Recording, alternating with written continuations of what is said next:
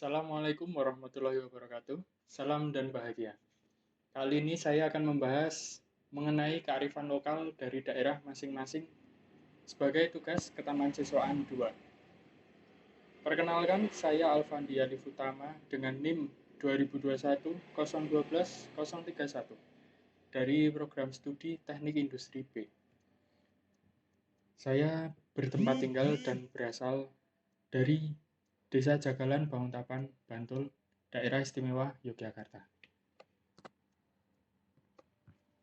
Desa saya yaitu Desa Jagalan dengan Kecamatan Kota Gede bisa dibilang masih satu wilayah, satu lingkup. Maka kali ini saya akan membahas kearifan lokal yang ada di Kota Gede, Yogyakarta. Kota Gede dahulunya merupakan pusat wilayah Kerajaan Mataram Islam. Titik pusatnya berada di Masjid Besar Mataram.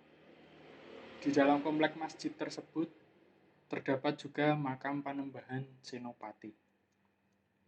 Kearifan lokal di Kota Gede yang akan saya bahas ada dua, yaitu makanan dan kerajinan. Mulai dari makanan khas dari Kota Gede ada yang namanya kipo. Apa sih kipo? Kipo sudah dikenal sejak abad ke-16. Konon, kue ini merupakan makanan kegemaran Sultan Agung. Menurut legenda yang ada di masyarakat, nama kipo merupakan akronim yang kepanjangannya iki opo, atau dalam bahasa Indonesia, ini apa? Lama-lama makanan itu kemudian dikenal dengan nama kipo. Kipo makanan khas Kota Gede dibuat dari ketan, santan, garam, gula, dan pewarna hijau dari bahan alami, yaitu daun pandan.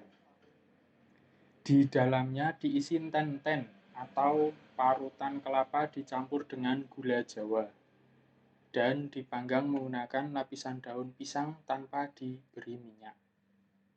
Cara membuatnya, bahan-bahan tersebut dicampur, diaduk-aduk, atau diuleni sampai rata hingga kekenyalannya yang diinginkan. Adonan kental dan itu kemudian dibentuk mirip kipas dengan ukuran kurang lebih 4 x 2 cm atau sebesar jempol tangan orang dewasa.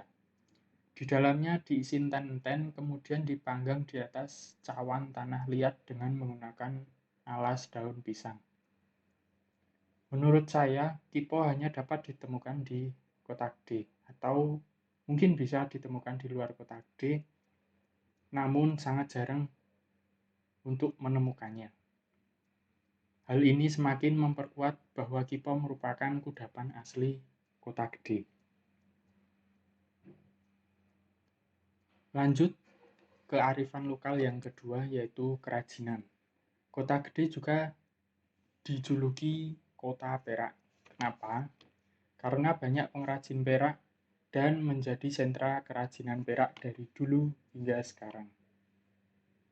Menurut literatur yang saya baca, perak di Kota Gede ini sudah ada sejak zaman Kerajaan Mataram Islam berdiri, yaitu pada abad ke-16.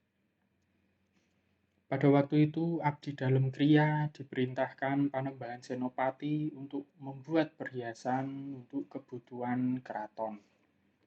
Tradisi pembuatan kerajinan perak itu terus berlanjut hingga masa pemerintahan Sultan Hamengkubuwono ke-8. Seiring waktu, kerajinan perak di Kota Gede mulai dikenal dunia. Industri perak Kota Gede mulai berkembang dan dikenal pasar dunia ketika para pengrajin perak di Kota Gede ini mulai berinteraksi dengan para pedagang dari bangsa Belanda. Berikut gambar dari para pengrajin saat proses pembuatan kerajinan dari perak terutamanya. Terdapat pula miniatur Borobudur, teko, sendok ikan, gelang, Monas, miniatur kapal, dan Bros. Waktu itu para pedagang dari negeri kincir angin itu memesan kebutuhan rumah tangga untuk orang-orang Eropa dengan bahan perak, seperti sendok, garpu, panci, piring, teko, dan cangkir. Namun sekarang kerajinan perak sudah tidak segemilang pada zaman dahulu. Akibat menurunnya tingkat permintaan, banyak pengrajin dan showroom perak kecil mulai tutup satu persatu. Hal inilah yang perlu diperhatikan oleh pemerintah dan dinas terkait agar industri perak Kota Gede bisa terus eksis sampai era selanjutnya. Mungkin itu saja yang bisa saya sampaikan mengenai kearifan lokal yang ada di daerah sekitar saya, yaitu Kota Gede, Yogyakarta. Sekian, wassalamualaikum warahmatullahi wabarakatuh. Salam.